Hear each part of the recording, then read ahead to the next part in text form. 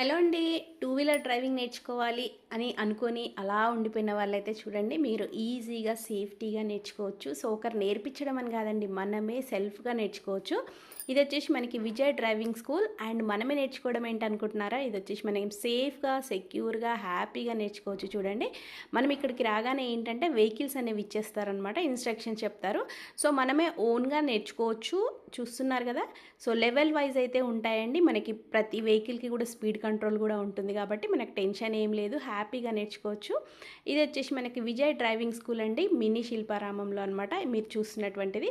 So, ఇక్కడ వచ్చేసి vehicles కూడా చూడండి ఇలా లెవెల్ వైజ్ అయితే చాలా ఉంటాయి.